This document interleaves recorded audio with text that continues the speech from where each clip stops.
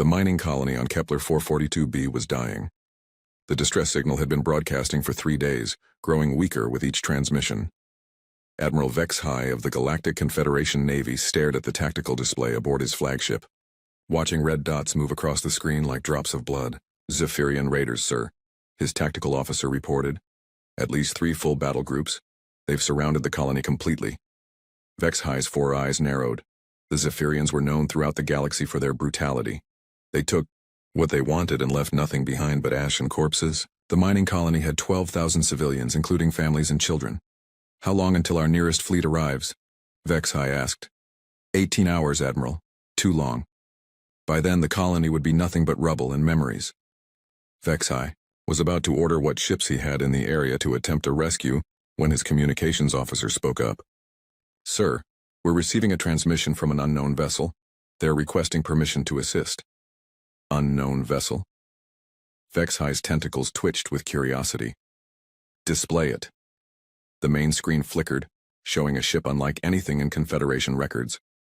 It was angular and gray, built for function rather than beauty. Strange markings covered its hull and weapon ports dotted its surface like dark eyes. This is Commander Sarah Chen of the Earth Defense Force destroyer HMS Relentless, came a voice through the speakers. We received the distress call and are en route to assist. Estimated arrival time is 4 hours. Vex High had heard whispers of these humans, a new species that had recently made contact with the Confederation's outer colonies.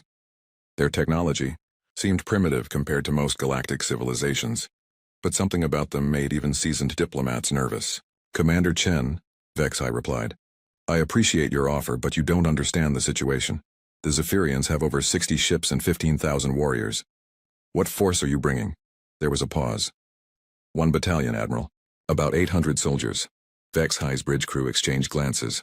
His tactical officer whispered, Sir, that's suicide. The Zephyrians will tear them apart.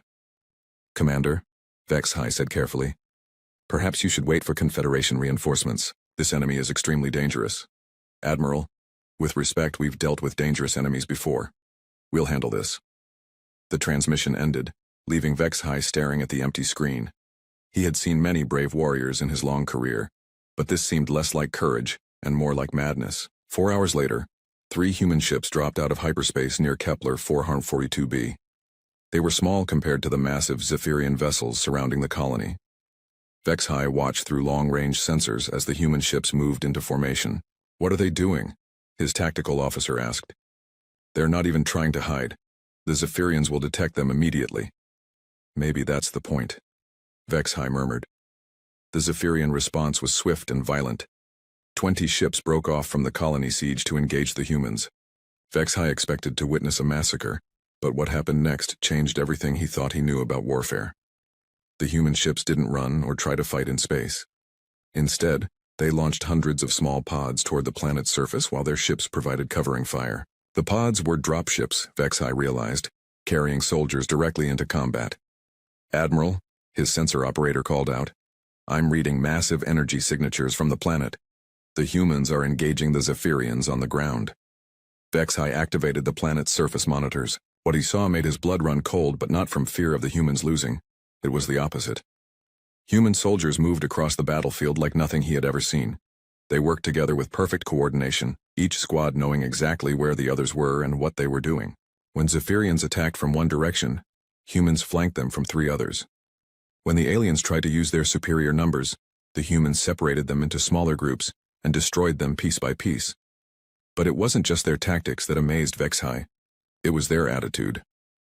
When Zephyrians charged with their traditional battle cries meant to strike fear into enemies, the humans didn't panic or retreat. They held their ground and fought back twice as hard. When a human soldier fell wounded, his comrades didn't abandon him. They fought even more fiercely to protect him. Get me a direct feed from the surface, Vex High ordered. The main screen showed Commander Chen leading a charge against a Zephyrian stronghold. She moved with calm precision, giving orders while dodging enemy fire. Her soldiers followed her without question, trusting her completely. Bravo team, take the left flank. Chen's voice came through the comm system. Charlie team, suppress that heavy weapons position. Delta, prepare for breach and clear. The humans moved like they shared one mind. They used cover effectively, supported each other's advances, and adapted instantly when plans changed. Most shocking of all, They showed no fear of death. When the situation called for sacrifice, human soldiers made it willingly to save their comrades or complete the mission. Within 6 hours, the impossible had happened. 800 human soldiers had defeated 15,000 Zephyrian warriors. The aliens who weren't dead were retreating to their ships in panic. Commander Chen, Vexai transmitted to the surface. How is this possible? Your forces were outnumbered 20-1. Chen's image appeared on screen. She looked tired but satisfied. Admiral, we've been fighting wars for thousands of years. We've learned a few things about it. But the Zephyrians are some of the most feared warriors in the galaxy. They've conquered dozens of worlds. Maybe they never fought humans before, Chen replied with a small smile. As the human ships prepared to leave, Vexai couldn't contain his curiosity any longer. Commander, I must ask. The soldiers you brought today, are they your elite forces? Your best warriors? Chen looked genuinely confused by the question. Elite? No, Admiral, these are regular army units. Standard infantry battalions, nothing special about them. Vexai felt something cold settle in his stomach. Regular? You mean this is normal for human military forces? Pretty much. We have units that are much more specialized for different types of missions. But these guys represent the backbone of our military. Good soldiers, but nothing out of the ordinary by human standards. After the human ships jumped to hyperspace, Vexai sat in his command chair, staring at the tactical display. The Zephyrian fleet was gone, fled in terror from a force they had outnumbered 20-1. The colony was safe, its people alive because 800 humans had decided to help strangers. His communications officer approached carefully. Admiral, should I file a standard after-action report? Vexai considered this. How could he possibly explain what he had witnessed? How could he describe warriors who fought like demons but showed mercy to prisoners? Soldiers who sacrificed themselves for others without hesitation, yet celebrated victory with quiet dignity? Yes, he finally said, but add a special notation. Mark it for immediate review by Confederation intelligence. What should the notation say, sir? Vexai looked at the empty space where the human ships had been. Write this. If these are their regular forces, we need to learn everything we can about what else they have. As his flagship turned toward home, Vexai couldn't shake the image of Commander Chen's casual smile when she called her warriors nothing special. If 800 ordinary humans could accomplish the impossible, what could their special forces do? He wasn't sure he wanted to find out. 6 months after the Kepler 442b incident, the Galactic Confederation Council chambers buzzed with nervous energy. Representatives from dozens of species filled the circular hall, their various forms creating a rainbow of colors and shapes. At the center podium, Admiral Vexai prepared to deliver his report on the newest members of the galactic community. Honorable counselors, Vexai began, his 4 eyes scanning the assembled crowd. I present my findings on the human military capabilities as observed during the Kepler colony rescue operation. The massive holographic display behind him activated, showing footage from the battle. Many counselors leaned forward in their seats. Stories of the human victory had spread across the galaxy like wildfire, but few had seen actual evidence. Counselor Threndi, a tall insectoid being from the Hyvac collective, raised one of her blade-like arms. Admiral, before you begin, I must ask, are these reports accurate? 800 humans defeated 15,000 Zephyrians. The reports are conservative, if anything. Vexai replied. The humans lost only 37 soldiers. The Zephyrians lost over 12,000. A ripple of disbelief passed through the chamber. The Zephyrians had been a plague on the galaxy for centuries. Their warrior culture and brutal tactics had made them feared across dozens of star systems. Show us how they fight, called out Counselor Mextor, a crystalline being whose body reflected the chamber lights. We need to understand what makes them so effective. Vexai activated the first recording. The holographic display showed human soldiers moving across the battlefield. Notice their coordination, he pointed out. Each unit knows exactly where the others are and what they're doing. They don't need constant communication because they think the same way. The footage showed a squad of humans being surrounded by Zephyrian warriors. Instead of panicking, they formed a defensive circle and called for support. Within minutes, 2 other squads attacked the Zephyrians from behind, while a third provided covering fire from elevated positions. They plan for everything, Vexai continued. When Plan A fails, they immediately switch to Plan B. When that fails, they have Plans C, D, and E ready to go. Counselor Jekra, whose species had fought the Zephyrians for decades with limited success, stood up. "Admiral, the Zephyrians are not cowards. What made them retreat so quickly?" Vexai switched to another recording. "Watch this engagement, carefully." The display showed a human medic running into heavy fire to reach a wounded comrade. Instead of retreating when the medic was shot, more humans charged forward to protect both their wounded friends. The Zephyrians, who were used to enemies breaking when they took casualties, found themselves facing an enemy that fought harder when their people were hurt. "The humans have a saying," Vexai explained. "They leave no one behind. This isn't just a rule, it's something they believe completely. A human soldier knows that his comrades will die before they abandon him. This makes them willing to take risks that would terrify other species." "But surely they have limits," Counselor Threndy argued. "No species fights without fear." "They do feel fear," Vexai agreed. "But they don't let it control them. Watch this." The next recording showed Commander Chen leading a charge against a fortified Zephyrian position. Enemy fire filled the air around her, but she kept advancing. Her soldiers followed because they trusted her judgment completely. "Human military culture is based on something they call discipline," Vexai said. "They train constantly, not just to fight, but to overcome their natural instincts. A human soldier will run toward danger if ordered to, even when every nerve in their body tells them to run away." The recordings continued, showing one impossible feat after another. Humans using captured enemy weapons with deadly efficiency. Human engineers building defensive positions under fire. Human pilots flying damaged aircraft on suicide missions to protect ground troops. "Their technology isn't the most advanced we've seen," Vexai admitted, "but they use it more effectively than anyone else.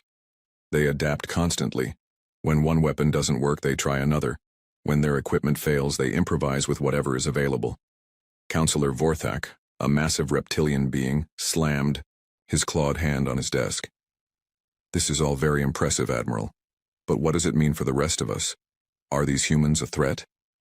"That depends," Vexai replied carefully.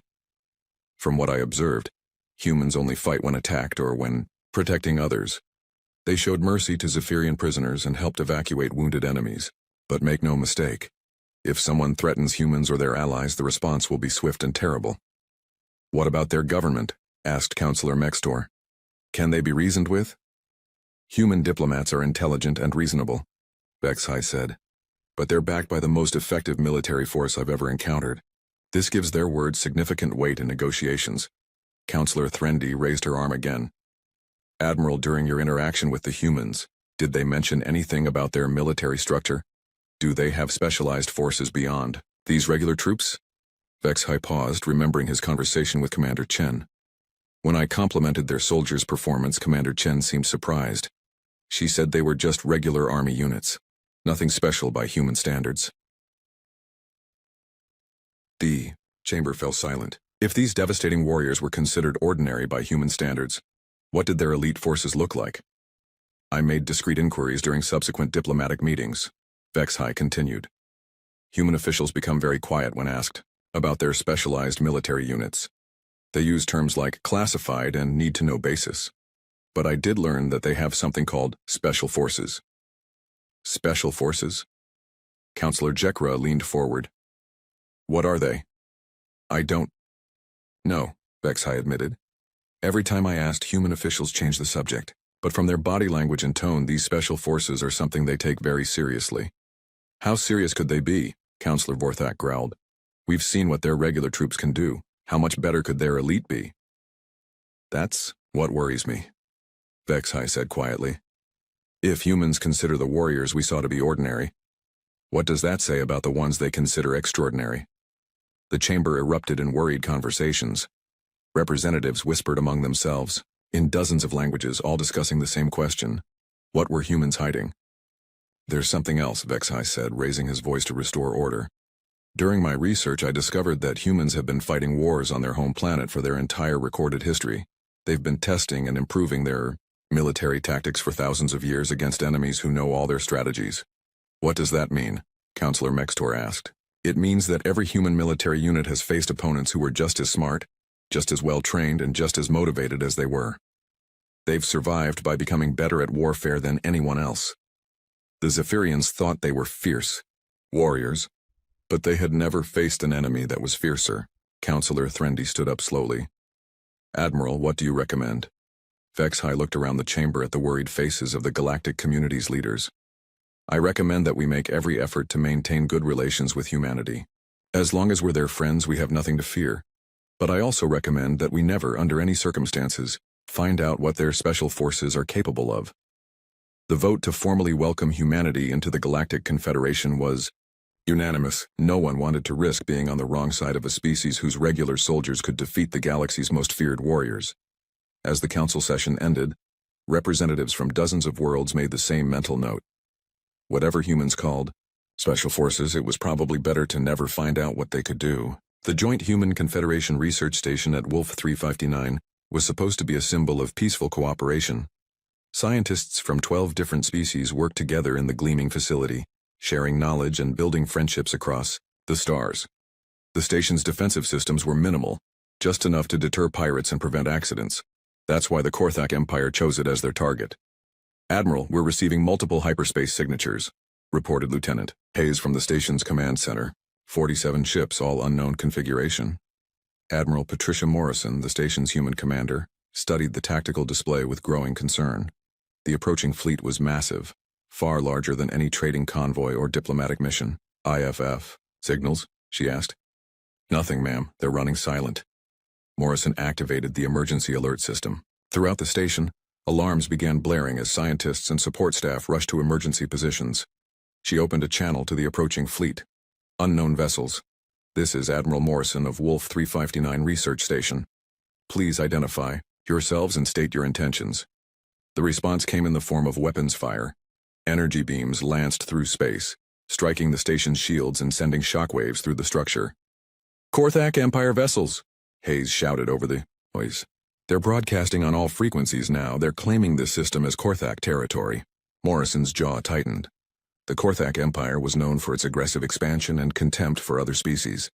They saw diplomacy as weakness and negotiations as opportunities to gain advantage before attacking. How many people are on the station? Morrison asked. 8,000, Admiral, including 3,000 civilians. Defense status? We have basic shields and 6 defensive platforms. Against a fleet this size. Hayes didn't finish the sentence. Everyone knew it was hopeless. Get me Admiral Vex-High on the emergency channel, Morrison ordered, and prepare all evacuation shuttles. While her communications officer worked to contact Confederation forces, Morrison studied the tactical situation. The Korthak fleet had positioned itself to prevent any escape from the station. Their ships were surrounding the facility like predators circling wounded prey. Admiral Morrison, came Admiral Vex-High's voice through the speakers. I'm receiving your distress signal. My fleet is 18 hours away at maximum speed. Too long, Morrison replied grimly. They'll have taken the station and captured or killed everyone aboard long before then. Can you hold them off? Morrison looked at the display showing 47 enemy ships versus 6 defensive platforms. Negative. We'll do our best. But this isn't a military station. We're not equipped for this kind of battle. The first wave of Korthak assault ships launched toward the station. Morrison watched them approach, calculating how long the defenses would last. Maybe an hour if they were lucky. Admiral, Hayes said quietly, there is one option. Morrison turned to look at her young lieutenant. What option? The emergency protocols, Section 7 Alpha. Morrison felt her breath catch. Section 7 Alpha was something she had hoped never to use. It was authorization to request assets that officially didn't exist, deployed by units that were never supposed to be acknowledged. Lieutenant, are you certain the situation warrants that level of response? Hayes gestured to the tactical display. Ma'am, in 30 minutes those Korthak ships are going to breach our shields. In an hour they'll be boarding the station. 3,000 civilians, Admiral, including families with children. Morrison closed her eyes for a moment, then walked to her command console. She entered her authorization codes and opened a channel that didn't appear on any official communication logs.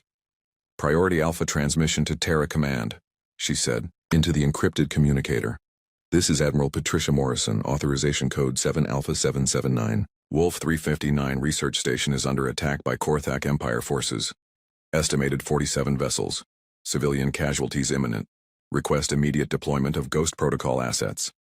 The response came back within seconds. Confirmed, Admiral. Morrison. Ghost Protocol assets are being deployed. Estimated arrival time is 12 hours. 12 hours? Morrison looked at the approaching enemy ships. We don't have 12 hours. Hold the line, Admiral. Help is coming. The first Korthak assault ships reached the station's defensive perimeter. Energy beams and missile exchanges lit up space around the facility. The station's shields flickered under the bombardment, while defensive platforms returned fire. Morrison coordinated the defense as best she could, but it was like trying to stop an avalanche with a bucket. One by one, the defensive platforms were destroyed. The station's shields began failing under the concentrated assault. Hull breach on level 7, Hayes reported. They're boarding us, Admiral. All security teams to defensive positions, Morrison ordered. Protect the evacuation routes. For the next 11 hours, the battle raged through the corridors of Wolf 359 station. Human and Confederation security forces fought desperately to protect the civilians, while Korthak warriors pushed deeper into the facility. Morrison coordinated the defense from the command center, watching her people die one by one while the evacuation shuttles took as many civilians as possible to safety. Admiral, Hayes said, his voice tight with exhaustion, the Korthak forces have reached level 3. We can't hold much longer. Morrison looked at the tactical display. Most of the civilians had been evacuated, but her security forces were down to their last defensive positions. The Korthak would break through within the hour. Then something impossible happened. Admiral, the sensor operator called out in confusion. I'm reading 12 new contacts, small ships, running completely silent. Until now. Morrison looked at the display. 12 tiny ships had appeared near the Korthak fleet as if from nowhere. They were so small they barely registered on sensors. Where did they come from, she asked. I don't know, ma'am. 1 second nothing was there, the next second. The sensor operator paused, staring at his instruments. Ma'am, these ships don't match any configuration in our databases, but I'm reading human life signs aboard all of them. Before Morrison could respond, the 12 mysterious ships attacked the Korthak fleet. What happened next would be talked about in military academies across the galaxy for decades. The small human ships moved through space like dancers, dodging incoming fire while striking with impossible precision. They didn't fight like conventional spacecraft. They fought like predators. How are they doing this? Hayes whispered, watching the tactical display in amazement. One of the small ships appeared directly behind a Korthak cruiser, fired a single shot that penetrated the enemy's shields and destroyed its reactor, then vanished before return fire could reach it. Another ship seemed to phase through a Korthak destroyer's hull, planted some kind of device, and reappeared outside just as the enemy vessel exploded from within. Admiral Morrison, came a voice over the emergency channel. This is Ghost Team, Leader. We're taking care of your uninvited guests.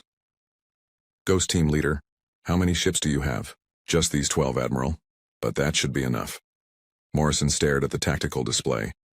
12 ships against 47, and the humans were winning. No, they weren't just winning, they were dominating.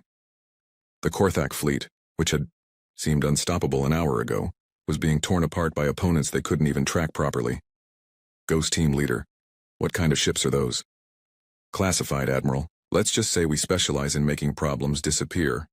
Within 2 hours it was over. The Korthak fleet was either destroyed or fleeing in panic. The mysterious human ships had eliminated one of the most powerful military forces in the galaxy without taking a single casualty. Ghost Team Leader, Morrison transmitted. I need to know who you people are for my report. Negative, Admiral. Ghost protocol assets don't appear in official reports. As far as anyone knows, the Korthak fleet suffered a reactor malfunction and destroyed themselves. But the sensor logs will show equipment failure during the battle. Technical difficulties. These things happen.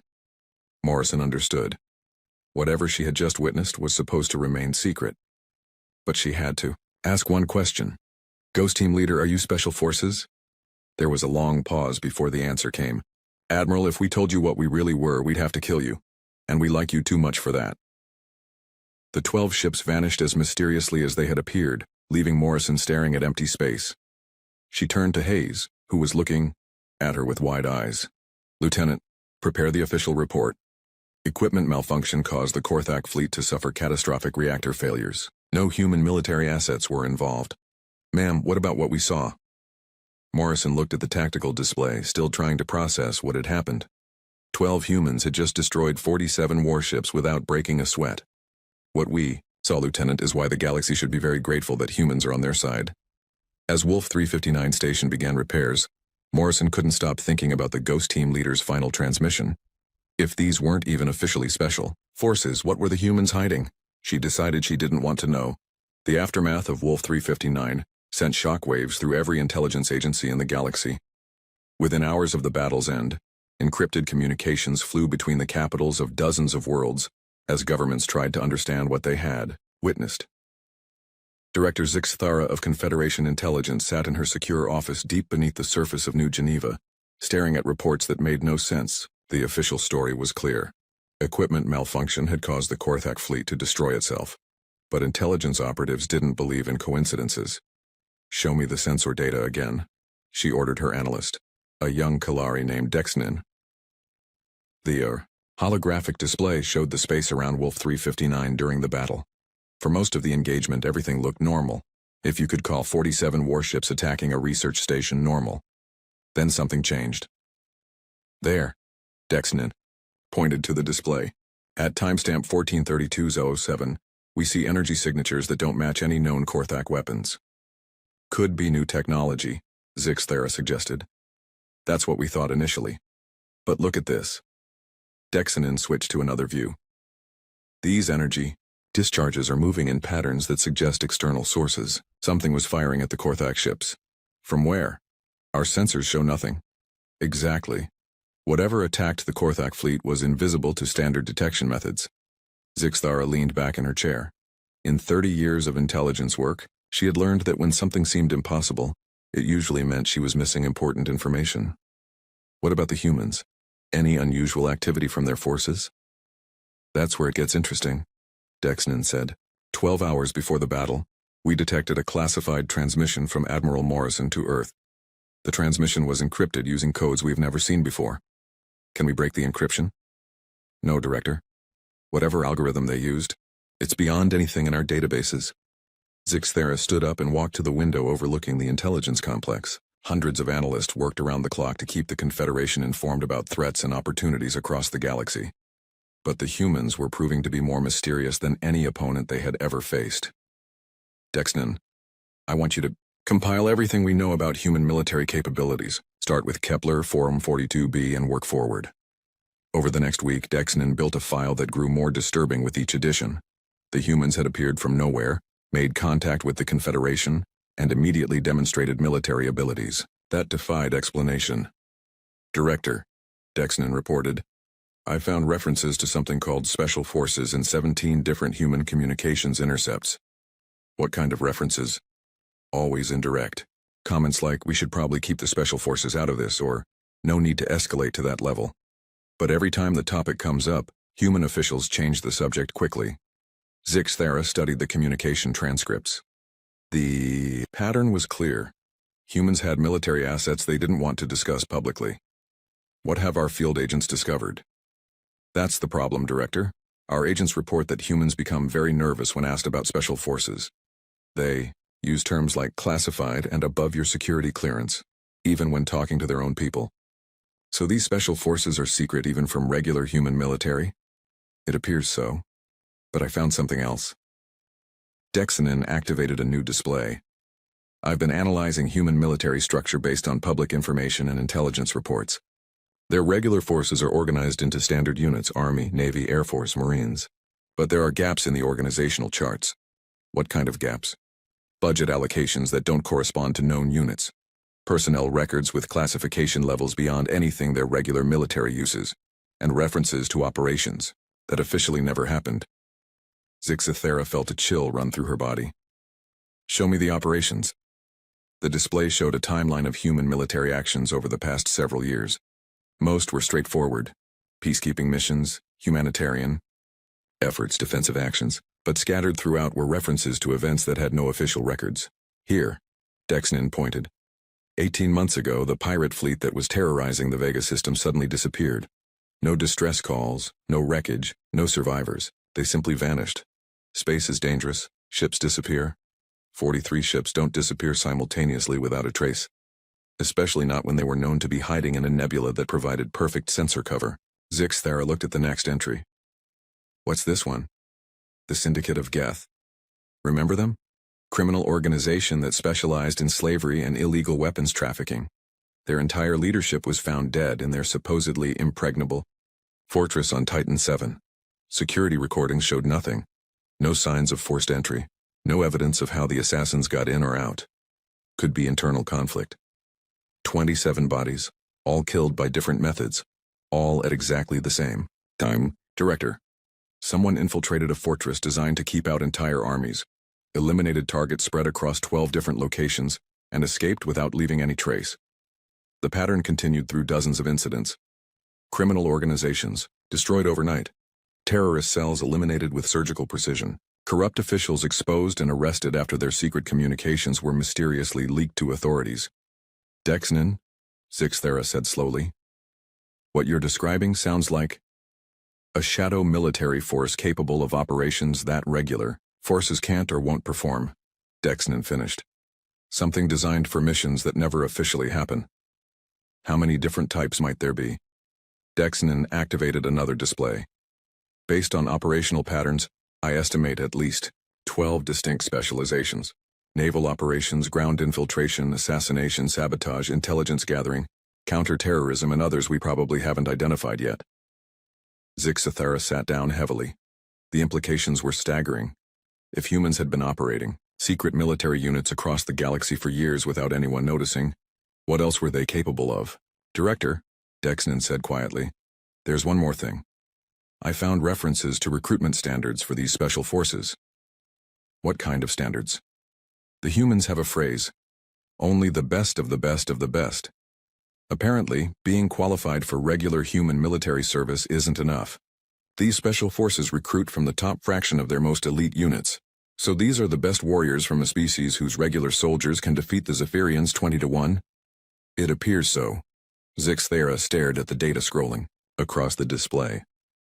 Each piece of evidence pointed to the same terrifying conclusion. Humanity possessed military capabilities that made their demonstrated abilities look insignificant by comparison. Dexnin, how do we verify this? How do we confirm that humans have these special forces? We don't, Dexnin replied. Every investigation we've attempted hits classification walls. Every inquiry gets redirected. Every attempt to gather evidence results in our agents being politely but firmly told that some subjects are not open for discussion. What about other intelligence agencies? Surely someone has more information. I've reached out through unofficial channels. The Altarian Intelligence Service, the Kepler Security Bureau, even the Zephyrian Military Intelligence. What's left of it after Kepler 442b? They all have the same story. Humans have secrets, and those secrets involve military capabilities that nobody fully understands. Zixthera walked to her secure terminal and began typing a classified report to the Confederation Council. After 30 years in intelligence work, she had learned to trust her instincts, and her instincts were screaming warnings. What should our recommendation be? Dexnin asked. Simple, Zixthera replied without looking up from her report. Whatever. Humanity is hiding. We make absolutely certain we never give them a reason to stop hiding it. 2 days later, the Confederation Council passed a classified resolution. Humanity would be given every diplomatic courtesy, every trade advantage, and every benefit of the doubt in all future negotiations. The resolution didn't explain why, but every council member understood the unspoken message. Some secrets were better left undiscovered. 1 year after first contact, the Grand Assembly Hall of the Galactic Confederation had never seen such a gathering. Representatives from every member species filled the massive chamber, their varied forms creating a spectacular display of galactic diversity. At the center of it all, a delegation of humans sat quietly, seemingly unaware of the profound impact their presence had made on the galaxy. Admiral Vexhai approached the ceremonial podium, carrying an ornate crystal artifact that caught the light from hundreds of sources. The Protector of Peace award had been given only 7 times in the Confederation's 1,000-year history, and never to such a young species. Honored representatives, Vexhai began, his voice carrying clearly through the chamber's acoustic systems. We gather today to recognize a species that has fundamentally changed our understanding of courage, honor, and military excellence. The human delegation sat with quiet dignity. General Maria Rodriguez, Admiral James Chen, and Ambassador Susan Martinez represented Earth's military and diplomatic leadership. They looked comfortable but alert, the way professionals did when surrounded by important events. When we first encountered humanity, Vexhai continued, we thought we understood warfare. We had seen the Zephyrian berserkers, the Korthak battle fleets, and the systematic campaigns of the hegemony. But humans showed us that we had only seen the crude beginning of military science. The chamber's main display activated, showing recordings from Kepler 442b. Even a year later, the footage of 800 humans defeating 15,000 Zephyrians still seemed impossible to many observers. Human military doctrine has brought unprecedented peace to our galaxy, HFY announced. The Zephyrian Empire has abandoned raiding in favor of diplomatic solutions. The Korthak have signed their first non-aggression treaties in centuries. Pirates and terrorists have fled to the rim worlds, unwilling to risk human intervention. Scattered applause filled the chamber. It was true. The galaxy had become remarkably peaceful since humans had demonstrated their capabilities. Most conflicts now ended with negotiated settlements rather than prolonged warfare. Therefore, HFY raised the crystal artifact. It is my honor to present humanity with the Protector of Peace Award in recognition of your service to galactic stability and your commitment to protecting those who cannot protect themselves. As Ambassador Martinez accepted the award, HFY noticed something strange. The human military officers were whispering among themselves and smiling. Not the polite smiles of diplomatic ceremony, but the amused grins of people sharing a private joke. Ambassador Martinez, HFY said after the formal ceremony concluded, your military colleagues seem to find something entertaining about today's proceedings. Martinez glanced at General Rodriguez, who was still grinning. Admiral HFY, I think they're just enjoying the irony of the situation. What irony? Well, Martinez said diplomatically. The galaxy is celebrating human military capabilities based on what you've seen so far. But from our perspective, you haven't really seen our military capabilities yet. HFY felt that familiar cold sensation in his stomach. What do you mean? General Rodriguez leaned forward, her eyes twinkling with amusement. Admiral, everything you've witnessed, Kepler 442b, Wolf 359, all of it, has been handled by our conventional forces. Regular Army, standard Navy units, basic special operations. Basic special operations? HFY repeated. The teams that hit the Korthak fleet were good, Admiral Chen added. But they were just one of our Tier 3 units. We have 5 tiers of special operations, and that wasn't even our best Tier 3 team. The conversation was taking place in a private reception area, but HFY noticed that other alien representatives were drifting closer, pretending to examine the refreshments while listening intently. How many tiers do you have? Asked Counselor Threndy, who had given up all pretense of not eavesdropping. Officially? 5 tiers, Rodriguez replied. Unofficially? Well, let's just say that some of our capabilities don't appear on any organizational chart. What's the difference between the tiers? Counselor Mextor asked, his crystalline body reflecting his nervous energy. Tier 1 is what you saw at Kepler 442b, Rodriguez explained. Elite conventional forces, Rangers, SEALs, Marines Force Recon. Very good at what they do, but they operate more or less like traditional military units. And Tier 2? More specialized. Delta Force, SAS, Spetsnaz Alpha Group. They handle missions that require surgical precision and absolute secrecy. Tier 3? That's where things get interesting, Admiral Chen said with a slight smile. Tier 3 units don't officially exist. They handle problems that need to disappear completely, without any evidence that intervention ever occurred. HFY thought about Wolf 359. 47 Korthak ships had simply vanished, leaving no trace of what had destroyed them. And Tiers 4 and 5? The humans exchanged glances. Let's just say that we hope we never need to deploy them, Rodriguez said quietly. But surely you must have limits, Counselor Vorthak protested. No species has unlimited military capabilities. You're right, Martinez agreed. We do have limits. That's why we're launching our newest initiative. What initiative? HFY asked, though he was beginning to suspect he didn't want to know the answer. Space Force, Rodriguez announced, her grin widening.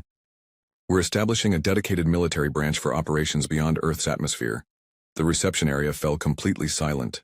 Every alien representative was now openly staring at the human delegation. Space Force? Threndy whispered. But you already have space-capable military units. Sure, Chen replied. Our Navy operates in space. Our special forces deploy throughout the galaxy, and we have various classified programs. But those are all extensions of Earth-based military doctrine. Space Force is being designed specifically for galactic-scale operations. What does that mean? Mexistor asked.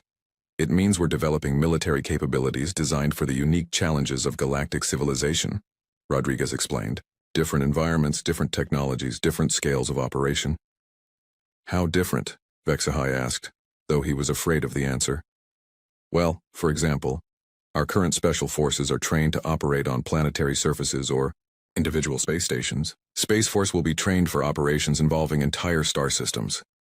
The implications hit every alien representative at the same time. Humans were already capable of impossible military feats using forces designed for their home planet. Now they were creating forces specifically designed for galactic warfare. When will Space Force become operational? Threndi asked weakly. The first units should be ready for deployment within 2 years, Martinez replied cheerfully. We're very excited about the possibilities. As the reception continued, Vexhai found himself in conversations with representatives from dozens of worlds. The message was consistent. Whatever humans had shown them so far was apparently just the beginning. Later that evening, Vexhai stood on the observation deck of his flagship, looking out at the stars. His communications officer approached with a datapad. Admiral, we've received intelligence reports from across the galaxy. Every major government is implementing new diplomatic protocols regarding humanity. What kind of protocols? Maximum cooperation, immediate response to human requests, and under no circumstances should any action be taken that might be interpreted as hostile toward human interests. Vexhai nodded. It was a sensible policy. The galaxy had learned an important lesson over the past year. Humans were not just another species with advanced technology. They were something entirely new, a civilization that had turned warfare into a precision science. Sir, his communications officer continued, there's something else. We've been monitoring human communications, and they keep mentioning something called full-spectrum dominance. What does that mean? We're not sure, but every time it comes up, human military officers get the same expression that General Rodriguez had today. Vexhai looked out at the stars, thinking about humanity's casual announcement of Space Force. Whatever full-spectrum dominance meant, he was certain the galaxy would find out eventually. Make a note in the official log, he told his communications officer. Today, humanity received the Protector of Peace Award. Also today, they announced their intention to expand their military capabilities into realms we haven't even imagined yet. Should I recommend any specific actions, Admiral? Vexhai thought about the past year, about impossible victories, mysterious special forces, and humans who casually discussed military capabilities that defied comprehension. Yes, he said finally. Recommend that every species in the galaxy remember this simple fact. The humans are on our side, and we should do everything in our power to keep it that way. As his flagship prepared to return to Confederation space, Vexhai couldn't shake the image of General Rodriguez's amused smile. Humans had just been honored for bringing peace to the galaxy, using what they considered their basic military capabilities.